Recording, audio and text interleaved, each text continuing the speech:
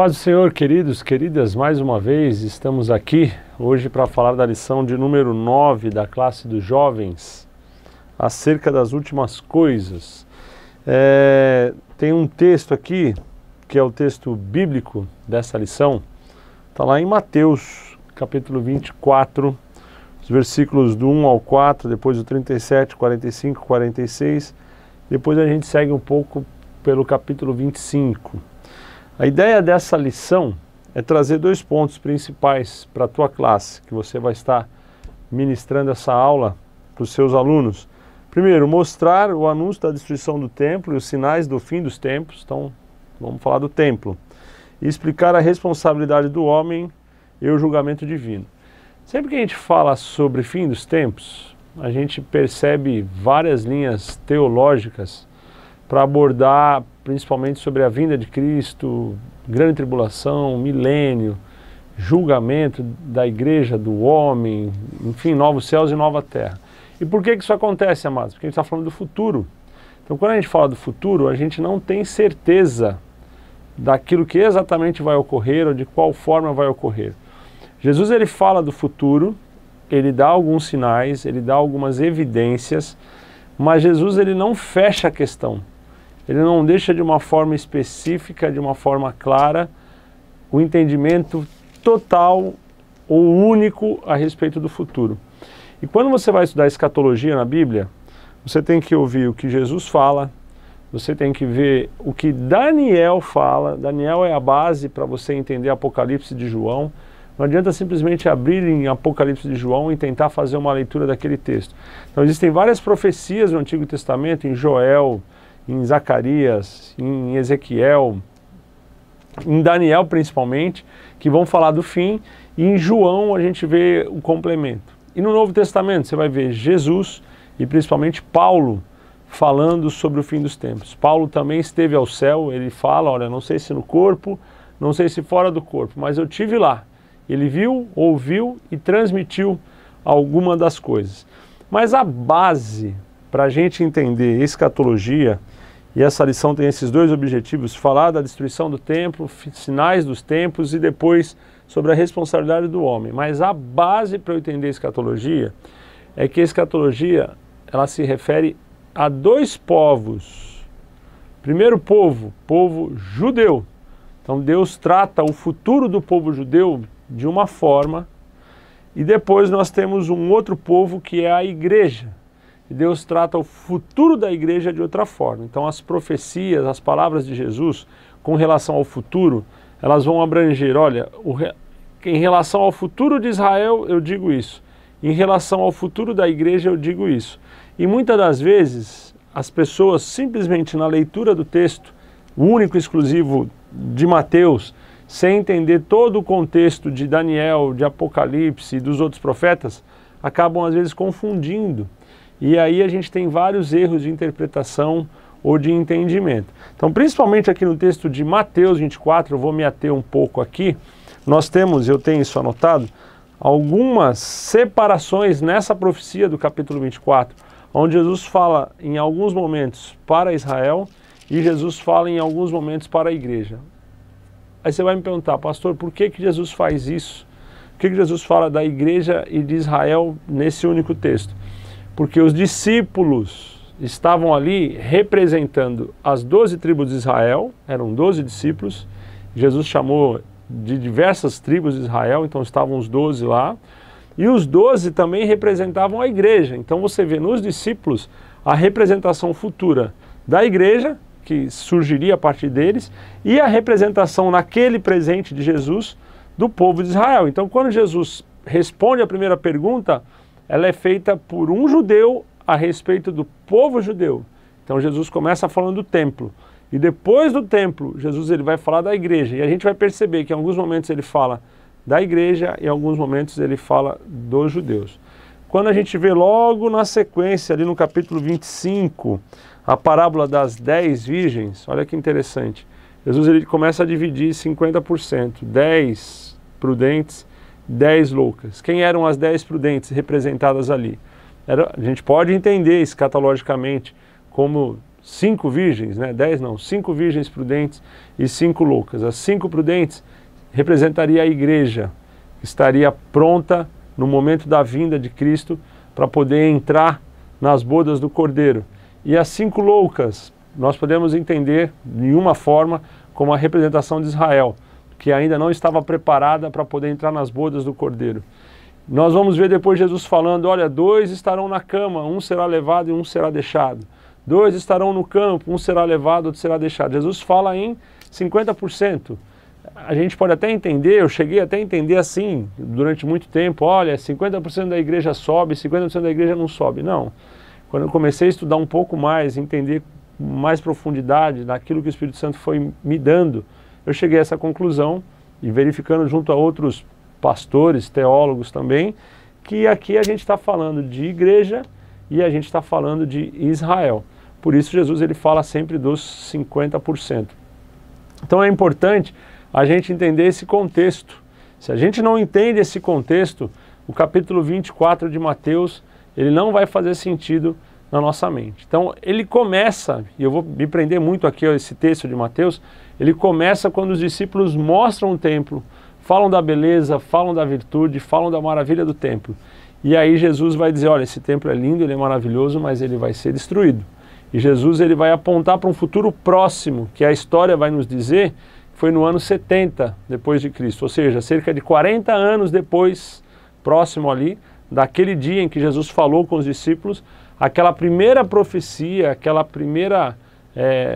aquele primeiro decreto de Cristo já se cumpriu, quando o templo foi destruído. Então o templo sendo destruído era a base fundamental para que a igreja de Cristo pudesse crescer, porque enquanto o templo estivesse ali, haveria uma grande resistência dos judeus em voltarem-se para Jerusalém, a adorar a Deus em Jerusalém. Uma vez que o templo é destruído e eles são dispersados, eles começam a entender, a perceber que a adoração a Deus tem que ser de outra forma. Tanto é que até hoje, nós já estamos em 2018, o templo ainda não foi reconstruído. E existem profecias futuras, lá para a Grande Tribulação, falando da reconstrução do templo. E nós vamos entender também sobre a volta de Cristo, mas eu não vou me ater nesse detalhe hoje, que Cristo ele fala da sua volta relacionada à colheita judaica. Ele começa dizendo que os campos estão brancos, grande é a seara e poucos são os ceifeiros. E quando você vai estudar a colheita judaica, ela acontecia em 2 partes. Na primeira parte era colhido aquilo que estava maduro. E você vê Jesus falando da parábola do joio e do trigo, que o inimigo tinha jogado o joio no meio do trigo, e que se fosse cortar o joio e o trigo ir embora junto, ele falou, então não corta, que lá no momento da colheita, meu pai vai enviar os anjos, e eles sim vão separar o que é joio e o que é trigo. E o joio vai ser lançado no fogo. Então, quando a gente fala da colheita de Israel, ela tem 2 tempos. Primeiro tempo, ela colhe aquilo que está maduro, eles vão lá e colhem o que está maduro. E num segundo momento, eles voltam ao campo para colher o rabisco, ou colher aquele fruto que ainda não estava maduro. Então a vinda de Cristo para buscar a igreja, a vinda de Cristo era dividida em 2 etapas. A primeira etapa é a colheita do trigo maduro, a volta para levar a igreja. Aí nós vamos ter a grande tribulação. Existem várias interpretações sobre pré-tribulacionista, meso-tribulacionista, pós-tribulacionista, atribulacionista. Nós da Assembleia de Deus cremos no pré-tribulacionismo. Então Cristo vem, leva a igreja, ela é a noiva. A noiva, ela tem que ser retirada, ela não participa da destruição. Da mesma forma que Ló foi tirado da cidade antes que Sodoma e Gomorra fosse destruída, porque Ló era justo. Então Deus não podia punir o justo com o injusto. Então Ló é tirado, depois que Ló sai, a destruição vem. Então da mesma maneira, hoje quem retém ainda a ação, né, de Satanás aqui na terra de forma plena para executar parte daquilo que seria o juízo de Deus, é a igreja. Então quando a igreja for tirada, da mesma forma que Ló foi tirada de Sodoma e Gomorra, a igreja vai ser tirada da terra, Satanás se manifesta através do anticristo, e aí começa a grande tribulação. Daniel vai falar disso, são 7 anos, e a grande tribulação é um período onde Deus vai julgar o povo de Israel. E nesses 7 anos os judeus vão conhecer a Cristo como verdadeiro Deus, e aí sim eles vão se converter, aonde João fala do remanescente, que são 144 mil, 12 mil de cada tribo, que vão sobreviver à grande tribulação. Tirando esses 144 mil, todos os demais judeus serão aniquilados da face da terra, como também praticamente toda a humanidade vai ser julgada por Deus ali. Então, no final da grande tribulação, os que morreram sem aceitar o sinal da besta serão ressuscitados para entrar no milênio, juntamente com 144 mil judeus que estarão na terra como reis e sacerdotes, para que se cumprisse a profecia que Deus deu a Abraão no capítulo 22 de Gênesis, que da descendência de Abraão ele tiraria sacerdotes sobre a terra. Então serão um remanescente que entram no milênio. E aí depois do milênio, Satanás é solto novamente, e aí a terra é provada mais uma vez, e depois nós temos o último julgamento, e aí começa então a eternidade. Então o fim dos tempos só acontece depois do milênio. Então, grande vinda de Cristo, que ninguém sabe quando, vindo Cristo, 7 anos de grande tribulação, depois 1000 anos de milênio. Então, a partir do dia de hoje, eu posso afirmar para você que, no mínimo, nós temos ainda 1007 anos de vida na face da terra. E esse relógio ele volta a correr, ele parou nas 70 semanas de Daniel, na última semana, esse relógio volta a correr quando Cristo vem para buscar a igreja. Quando a igreja é retirada, a última semana de Daniel, que está profetizada lá em Daniel, ela começa a valer, que seria a grande tribulação, onde os judeus vão ser julgados, eles vão ser provados e o remanescente será salvo, para que se cumprisse essa profecia que Cristo está falando aqui em Mateus 24, as profecias de Apocalipse e as profecias de Daniel. Então eu preciso entender, olhando para o futuro, a separação dos dois povos. Deus disse para Abraão, tua descendência será como as estrelas do céu, a igreja, e será como a areia do mar, Israel, descendência sanguínea. Então quando Cristo vem e morre na cruz, ele nos dá o direito de sermos adotados e por adoção nos tornarmos também filhos de Abraão e herdeiros da promessa. Amém? Então vamos entender um pouco esse texto de Mateus 24. Eu vou começar aqui a partir do versículo 3. Nós temos um parágrafo. Isso é uma dica aqui de leitura bíblica. Em algumas Bíblias, quando você vai ler, além da chave bíblica, que é aquele númerozinho que está ali no versículo, você pega ali um exemplo, capítulo 3, tem lá a letra B, pequenininha, na palavra chegaram-se. Na minha Bíblia, essa é a chave bíblica. Então, quando você pega aqui o capítulo 24, a letra B, ela faz referência a Marcos 13:13 e 1 Tessalonicenses 5:1. Então, isso é chave bíblica. Estou aproveitando essa aula para dar uma dica para você de leitura da Bíblia. Então, através da chave bíblica, você consegue fazer relação com outros textos que estão contidos nesse mesmo contexto. Mas, além disso, as Bíblias mais antigas, as versões mais antigas, a minha é Ferreira de Almeida, Revista Corrigida, aplicação pessoal da CPAD, quando você tem a mudança de parágrafo, a letra inicial, ela está em negrito. Então, se a tua Bíblia tem essa ferramenta, toda vez que você olhar ali uma letra em negrito, a primeira letra em negrito, é o sinal de mudança de parágrafo, ou seja, mudança de ideia. Então, no versículo 3, eles já saíram do templo e eles estão no Monte das Oliveiras. É onde começa esse parágrafo. Então, e estando assentado no Monte das Oliveiras, chegaram-se a ele os seus discípulos, em particular, ou seja, longe da multidão, dize-nos, quando serão essas coisas, e que sinal haverá da tua vinda e do fim do mundo. Eles fazem duas perguntas. É um judeu perguntando para Jesus, quando que vai ser sua vinda? Então Jesus vai responder. E quando vai ser o fim do mundo? São duas coisas. E aqui, quando a gente pega do versículo 4 e a gente vai ler até o versículo 14, essa parte da profecia se refere à igreja. Eu vou fazer a leitura. Então hoje eu vou me focar muito na leitura de Mateus e dentro dessa leitura eu vou comentar os tópicos da lição. Do versículo 15 tem uma mudança de parágrafo. Jesus começa a falar de Israel. E ele avança, falando de Israel, até o versículo 27, aonde depois no 27 ele fala da igreja, e depois do 28 em diante ele fala de Israel até o 32, e do 32 em diante ele volta a falar da igreja. Então eu preciso fazer essa separação. Conforme nós fizermos a leitura, você vai perceber a diferença de igreja e Israel. O que é para a igreja e o que é para Israel. Senão fica muito confuso tentar entender essa profecia escatológica. Lógico, toda profecia é escatológica, mas entender essa parte da escatologia. Versículo 4 de Mateus 24. Jesus respondendo disse-lhes, acautelai-vos, que ninguém vos engane, porque muitos virão em meu nome, dizendo, eu sou o Cristo, e enganarão a muitos. Então ele está falando dos falsos cristos que viriam para enganar. E ouvireis de guerras e rumores de guerra.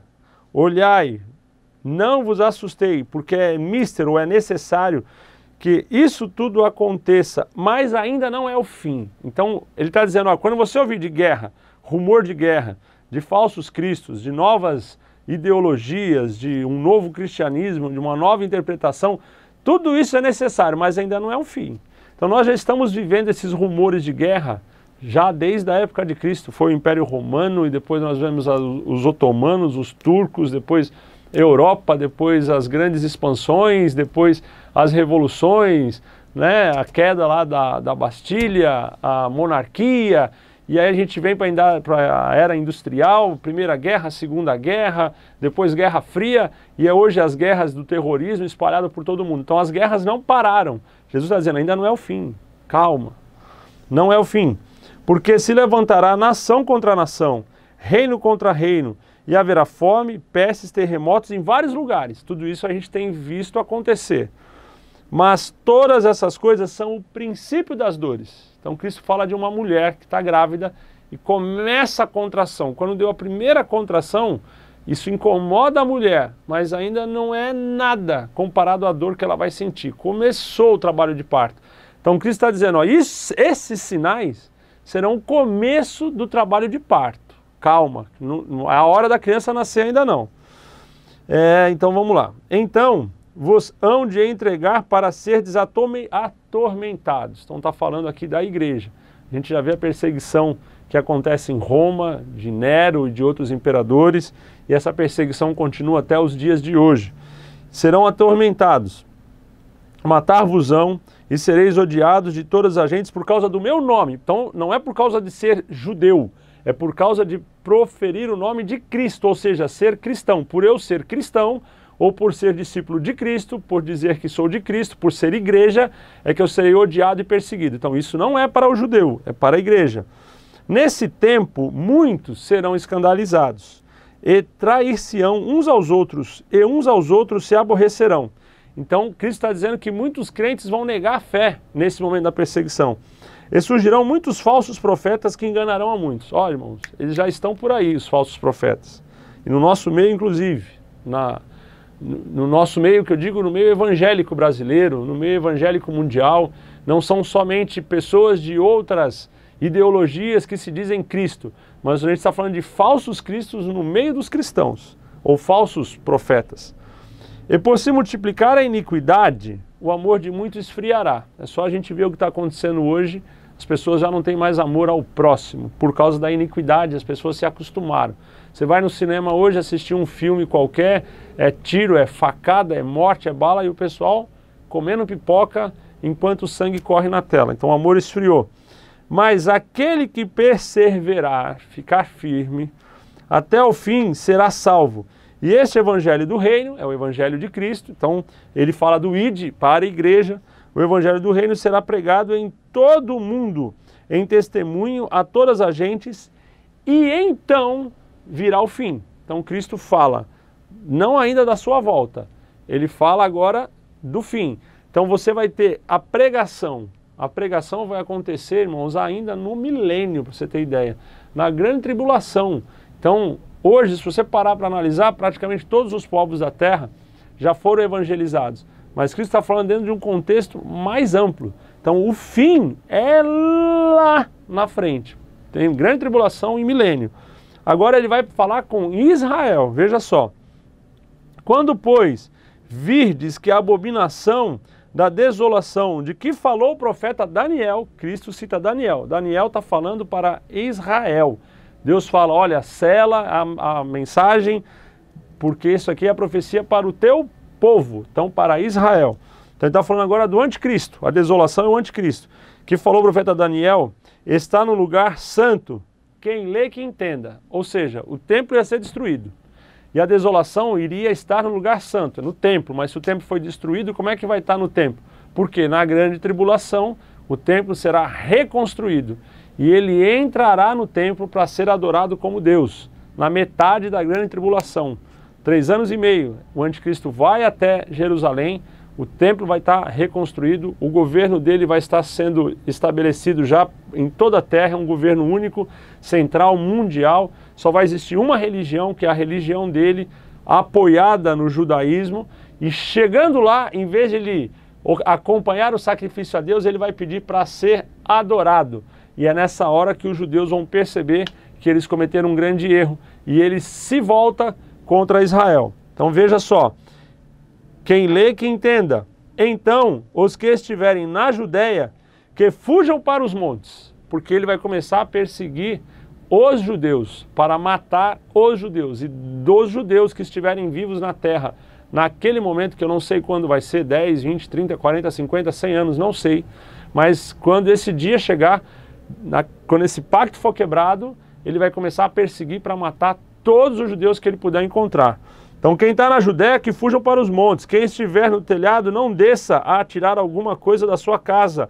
Quem estiver no campo, não volte atrás a buscar as suas vestes.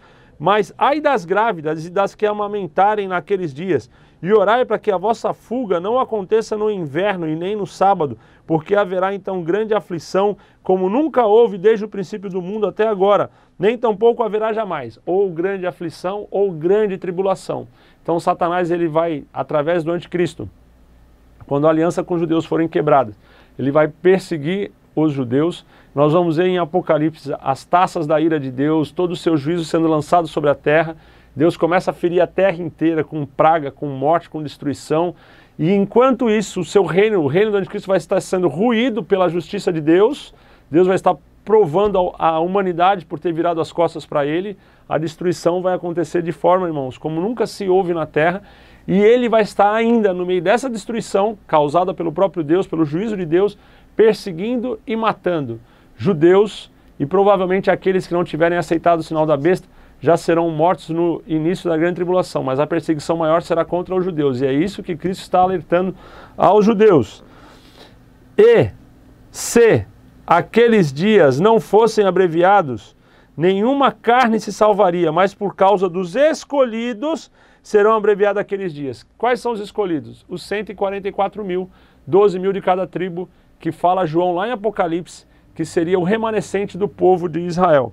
Então, se alguém vos disser, eis que o Cristo está aqui ou ali, não dei crédito, porque o Cristo já veio, o Cristo já morreu, o Cristo já voltou de novo, já levou a igreja, agora para vocês já não tem mais o que fazer, é só vocês se arrependerem e clamarem por misericórdia, ainda falando para os judeus.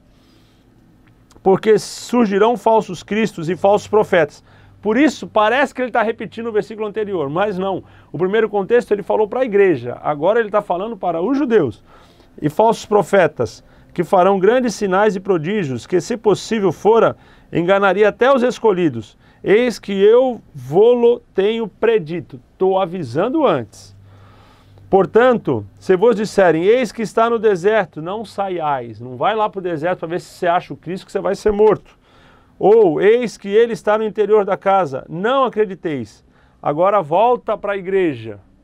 Porque assim como o relâmpago sai do oriente e se mostra até o ocidente, assim também será a vinda do Filho do Homem. A primeira vinda do Filho do Homem será como o relâmpago. É muito rápido, num abrir e fechar de olhos. Ele vai levar todos para o céu.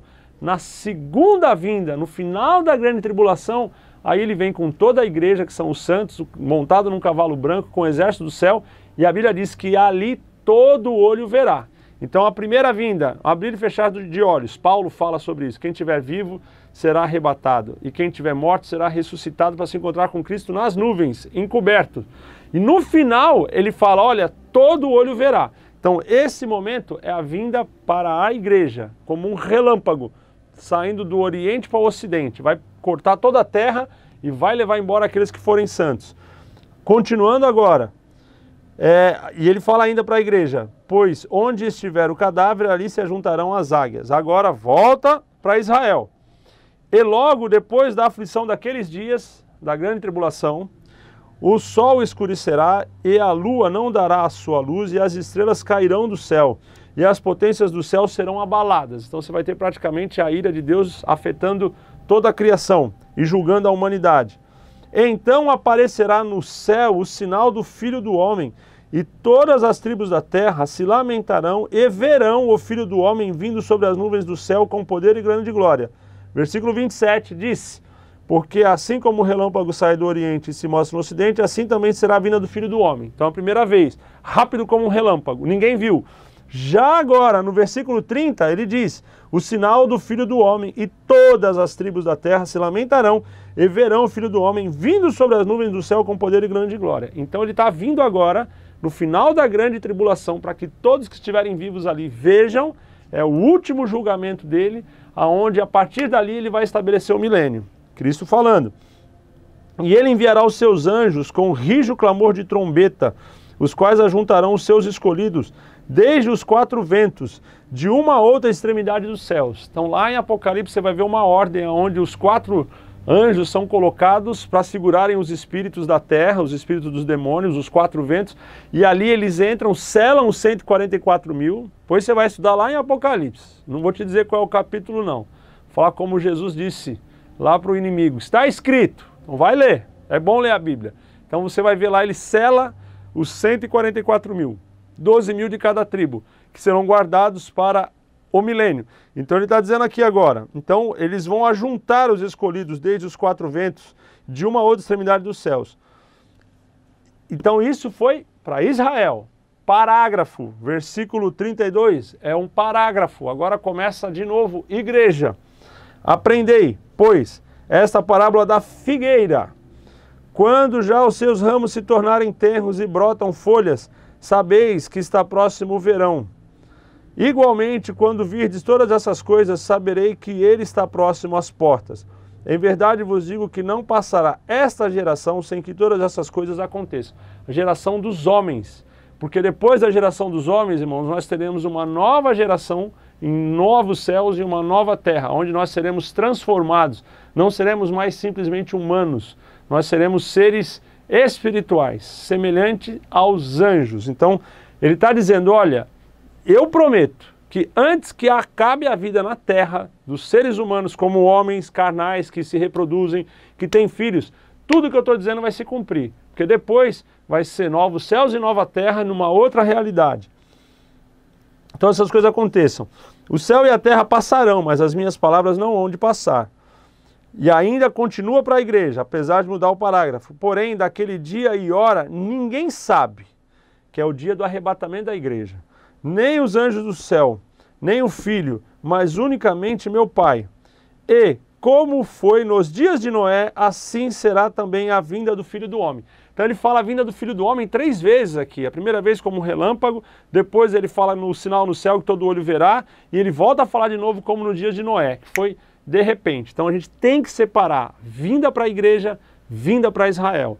Arrebatamento, final da grande tribulação. Se você não fizer essa separação, esse texto fica confuso. Estou tentando te ajudar. Demorou para eu aprender isso que eu estou transmitindo para você hoje. Tive um grande professor que foi meu pai, pastor Antônio Mardônio, que ele é para mim uma das referências em escatologia.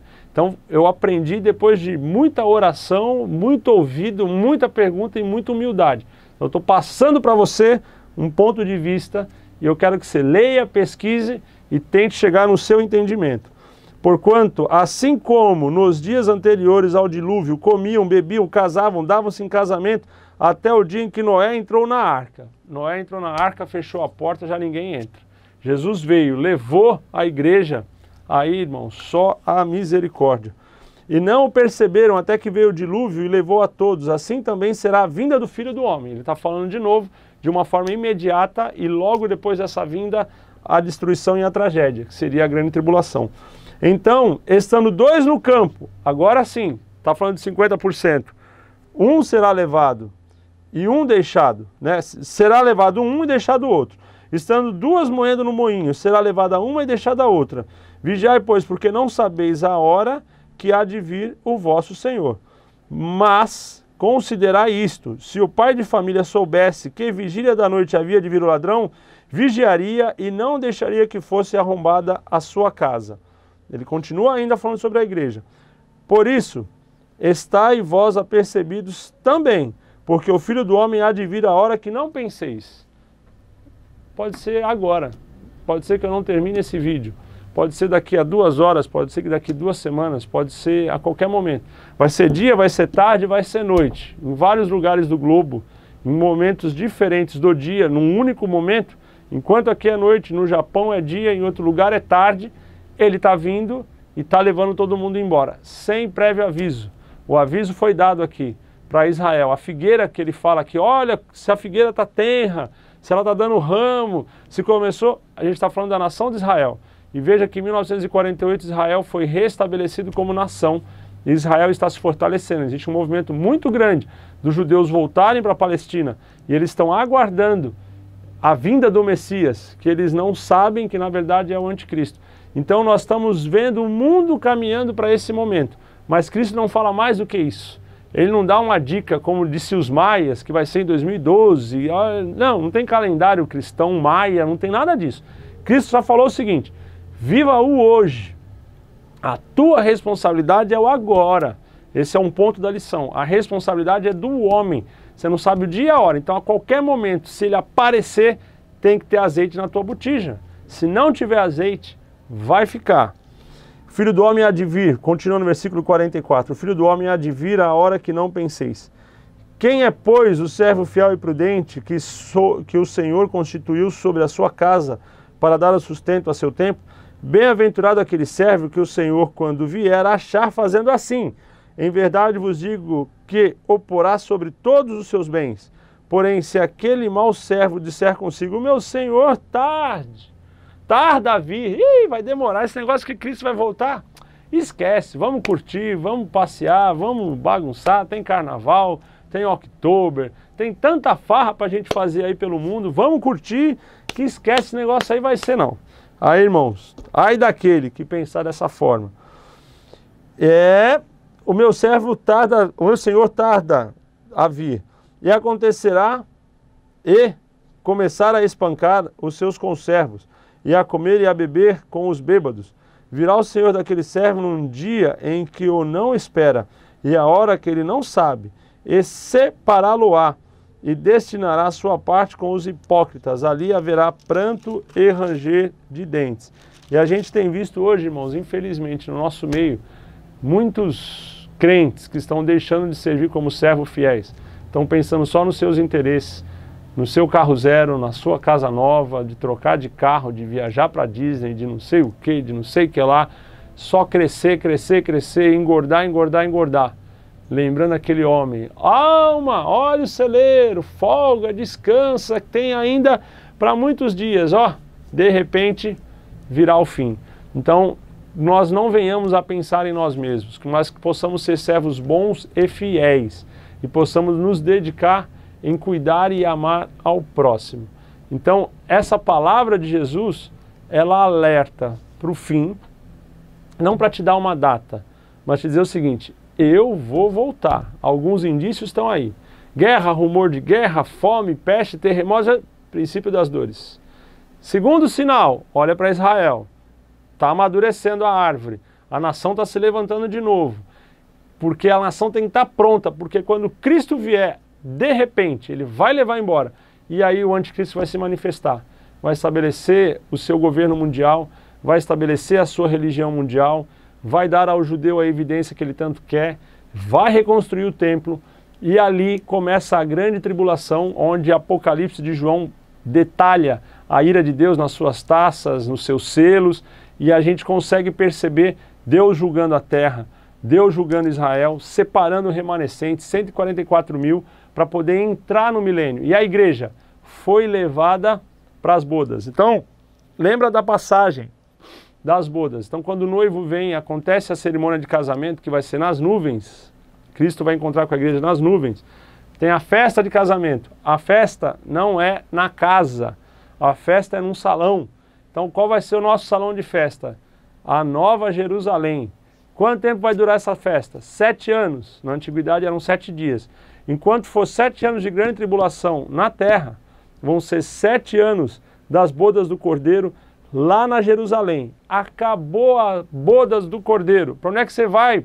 Num casamento. Você casou, festa de casamento. Acabou a festa de casamento. Você vai para onde agora? Lua de mel. Qual vai ser a lua de mel? Cristo desce com a igreja, desce com a Nova Jerusalém, todo olho verá. E ele vai governar a terra juntamente com a igreja durante 1000 anos. Então, um milênio, nós, igreja, estaremos junto com 144 mil. Aqueles que morreram na grande tribulação sem aceitar o sinal da besta vão ser ressuscitados para entrar no milênio. Vão ter filhos, os homens viverão como árvores. A terra vai ser cheia novamente. Então, esse milênio é a nossa lua de mel com Cristo. Acabando o milênio, Satanás é solto, prova a terra novamente. Isso é uma outra aula, não vai ser hoje. Prova a terra novamente. E aí vem o julgamento do trono branco, o juízo final. E aí sim, depois do casamento, depois da festa, depois da lua de mel, aí a gente vai para casa com o nosso noivo. A Bíblia fala que serão novos céus e nova terra. E a igreja estará com ele eternamente. Então, a ideia dessa lição é trazer para o jovem, principalmente, a responsabilidade dele em cuidar da sua vida, em se apresentar em santidade, em se separar do mundo, sabendo que Cristo virá, mas entendendo que existe o contexto da volta de Cristo, onde ele aponta os sinais em relação à igreja, ele aponta os sinais em relação a Israel. A tratativa é diferente, porque a nossa decisão foi diferente. Quando você aceita Cristo como seu Senhor, você reconhece seu sacrifício na cruz, você é alcançado pela graça e pela misericórdia. E infelizmente, como muitos dos judeus ainda não reconheceram, eles estão fora da graça. Continuam ainda debaixo da promessa da descendência de Abraão. E para honrar o seu pacto, Cristo vai separar os 144 mil. Infelizmente, no final da grande tribulação, esses serão os únicos judeus vivos na face da terra. E com relação à humanidade, irmãos, pode ter certeza que vai ser um número praticamente ínfimo daqueles que estarão vivos naquele momento, no final de tudo. Então, somente as crianças que tiverem nascido ali naqueles 7 anos serão poupadas. Então nós vamos ter as crianças que nasceram na grande tribulação, nós teremos os 144 mil e aqueles que morreram. Cristo veio, arrebatou, levou a igreja. Eu não estava pronto, eu não fui no arrebatamento, fiquei. Vou ter que pagar com o meu sangue, porque eu neguei o sangue de Cristo. Não aceitei o sinal da besta, nem na mão e nem na testa. Vou ser morto. No final da grande tribulação, eu vou ser ressuscitado para entrar no milênio. Eu não, né? Se Deus quiser, eu vou estar lá no céu junto com você. Mas aqueles que não estiverem prontos. Por quê? Cristo fala comparando a sua volta com a colheita dos judeus. Amém? Eu sei que é meio complexo, o nosso tempo aqui é curto, a ideia é dar uma aula rápida, eu já me estendi demais até, mas a intenção é tentar esclarecer um pouco para você qual é o contexto da vinda de Cristo, para quem sabe você dar uma aula melhor e mostrar para o seu aluno a responsabilidade dele. Nós não estamos aqui para amedrontar ninguém, ninguém pode ir para o céu por medo, mas nós estamos aqui para conscientizar que a vinda de Cristo é real, é um fato, está próximo. A qualquer momento, hoje o mundo já está preparado para receber Cristo e para, infelizmente, receber o anticristo que vai governar a terra depois que Cristo levar a igreja, tá bom? Espero ter te ajudado e a gente se vê por aqui. Deus te abençoe e uma boa aula.